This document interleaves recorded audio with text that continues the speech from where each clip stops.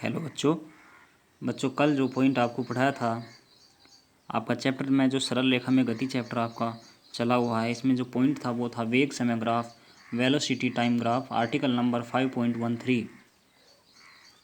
इसके बाद आज से शुरू करना है बच्चों इस पॉइंट से एक समान त्वरित गति के लिए वेग समय ग्राफ। कल जो पढ़ाया था वो था एक समान गति के लिए वेग समय ग्राफ।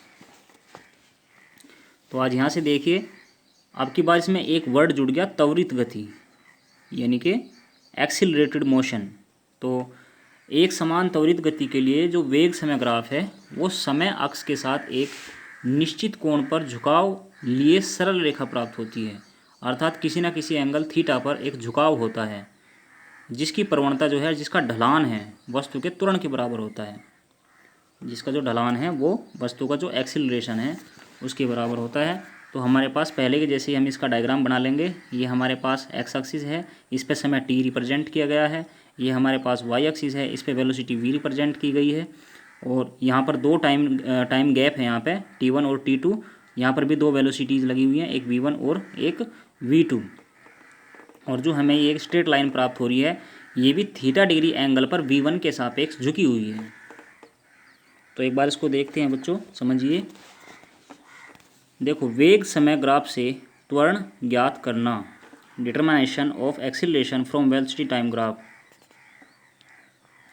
देखो, एक समान गति के लिए जो वेग समय ग्राफ है वो एक सरल रेखा OAB प्राप्त होती है। हमारे पास एक स्ट्रेट लाइन है OAB, ये प्राप्त होती है, जिसकी प्रवणता यानी कि ढलान, जो ये ढलान है इसका, वो 90 डिग्री से कम होती है। अर्थात 90 से कम है ये।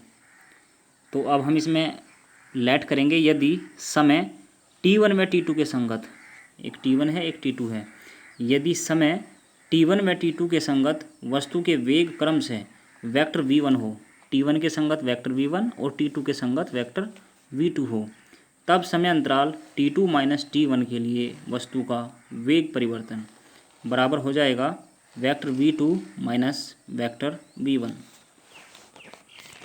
अब जो वस्तु का त्वरण होता है बच्चों, उसका फॉर्मूला क्या होता है? उसका फॉर्मूला होता है वेग परिवर्तन बटे समय अंतराल। तो वेक्टर ए बराबर वेग में परिवर्तन कितना आ गया, vector V2 minus vector V1, और समय अंतराल कितना है T2 माइनस T1। तो वेक्टर ए की वैल्यू यहाँ से कितनी मिल जाएगी, BC/AC। देखिए, V2 माइनस V1 क्या है, BC, और T2 माइनस T1 क्या है, AC। ये AC है और ये BC है, ये देखिए। तो वेक्टर ए बराबर BC/AC आ जाएगा। परंतु BC/AC क्या है, वेग समय वक्र की प्रवणता है, जिसको कि हम tan थीटा बोलते हैं। तो यहाँ से हमें एक निष्कर्ष मिला, वस्तु का त्वरण बराबर वेग समय वक्र की प्रवणता। ठीक है, इसमें एक विशेष करके स्पेशल करके पॉइंट दिया गया है, समय अंतराल T2 माइनस T1 में वस्तु का जो विस्थापन है वो वेग समय ग्राफ तथा समय अक्ष के बीच घिरी आकृति ABDE का क्षेत्रफल हो जाएगा। ठीक है, ये इतना ज़्यादा खास नहीं है, ये इम्पोर्टेंट है, यहाँ तक इसको कंप्लीट करना है। नेक्स्ट पॉइंट देखिए, असमान त्वरित गति के लिए वेग समय ग्राफ। अब की बार, पिछली बार तो एक समान त्वरित गति थी पिछले डेरिवेशन में, अब की बार जो है असमान त्वरित गति है, अर्थात नॉन यूनिफॉर्म एक्सिलरेटेड मोशन है। तो असमान त्वरित गति के लिए वेग समय ग्राफ एक वक्र रेखा प्राप्त होती है, एक कर्व्ड लाइन प्राप्त होती है। इस तरीके से डायग्राम हमारा एज इट इज बनेगा। ये समय T एक्स एक्सिस पे है, ये वेग V वाई एक्स पे है। यहाँ पर भी हमारे पास दो टाइमिंग इंटरवल हैं T1 T2, और यहाँ पर भी दो वेलोसिटीज़ हैं V1 V2। T1 के सापेक्ष वेलोसिटी V1 है, T2 के सापेक्ष वेलोसिटी V2 है।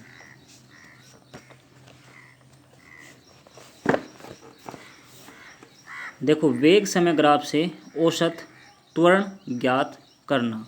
वेग समय ग्राफ से औसत त्वरण कैसे ज्ञात कर सकते हैं? देखिए, यदि समय T1 व T2 के संगत वस्तु के वेग क्रम से वेक्टर V1 व वेक्टर V2 हों, तो समय अंतराल T2 माइनस T1 में वस्तु का वेग परिवर्तन बराबर कितना हो जाएगा बच्चों, vector V2 minus vector V1। अब समय अंतराल t2 माइनस t1 के लिए वस्तु का औसत त्वरण कितना हो जाएगा?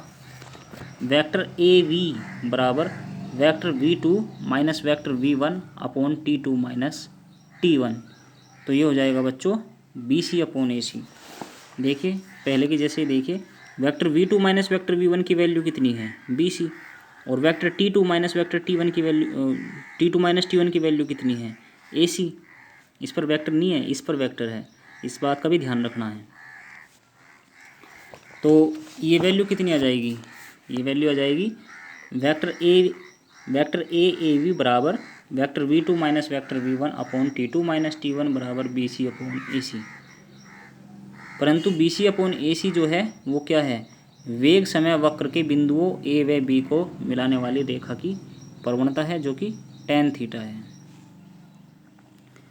अतः किसी निश्चित समय अंतराल में वस्तु का औसत त्वरण उस निश्चित समय अंतराल के संगत वेग समय वक्र पर स्थित बिंदुओं को मिलाने वाली रेखा की प्रवणता के बराबर होता है। नेक्स्ट पॉइंट समझिए बच्चों, असमान त्वरित गति के लिए वेग समय वक्र से तात्क्षणिक त्वरण ज्ञात करना। Determination of instantaneous acceleration from velocity time graph for non uniform accelerated motion.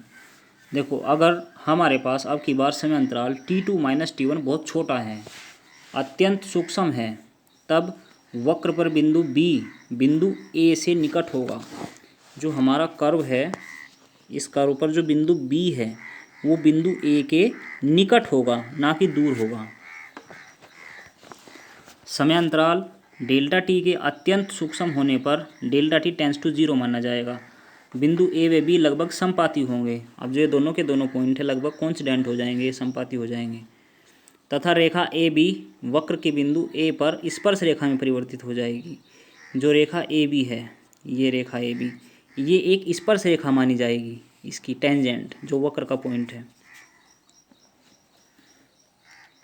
अतः बिंदु ए के संगत समय t1 पर वस्तु का जो तात्क्षणिक वेग हो जाएगा वो बराबर होगा बिंदु ए पर स्पर्श रेखा की प्रवणता अर्थात tan alpha.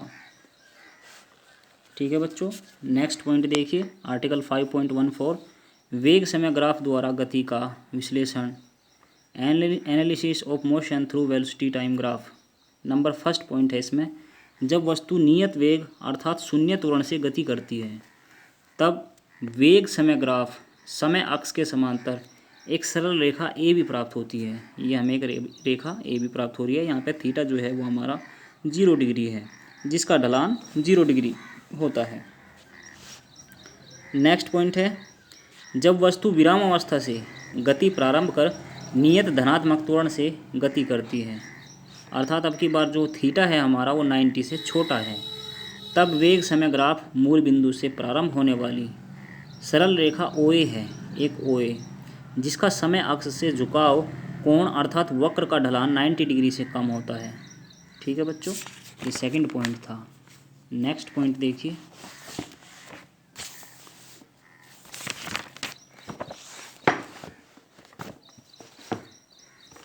Point number third, जब वस्तु किसी प्रारंभिक वेग से गति प्रारंभ कर नियत धनात्मक त्वरण से गति करती है तो वेग समय ग्राफ मूल बिंदु से न होकर गुजरने वाली एक सरल रेखा BC प्राप्त होता है। अब की बार जो हमारा वेग समय ग्राफ है वो मूल बिंदु से होकर नहीं गुजरेगा, बल्कि एक अन्य रेखा प्राप्त होगी BC, जिसका समय अक्ष से झुकाव कोण अर्थात वक्र का ढलान हमेशा 90 से कम होगा। नेक्स्ट पॉइंट देखिए, जब वस्तु किसी निश्चित प्रारंभिक वेग से गति प्रारंभ कर नियत ऋणात्मक त्वरण से गति करती है, अर्थात आपकी बार जो थीटा है वो बड़ा है 90 डिग्री से, तब वेग समय ग्राफ एक सरल रेखा CD प्राप्त होता है, जिसका समय अक्ष से झुकाव कोण अर्थात वक्र का ढलान 90 डिग्री से अधिक होता है। नेक्स्ट पॉइंट देखिए, जब वस्तु किसी निश्चित ऋणात्मक वेग से गति प्रारंभ कर नियत ऋणात्मक त्वरण से गति करती है, अर्थात थीटा ग्रेटर देन 90, तब वेग समय ग्राफ एक सरल रेखा EF प्राप्त होता है, EF, जिसका समय अक्ष से झुकाव कोण अर्थात वक्र का ढलान 90 डिग्री से अधिक होता है। तो बच्चों आज मैंने आपको ये 5 पॉइंट पढ़ाए हैं, बाकी के जो पॉइंट है वे आपको बाद में पढ़ाए जाएंगे। यहाँ पॉइंट नंबर 6 से आपको बाद में पढ़ाया जाएगा।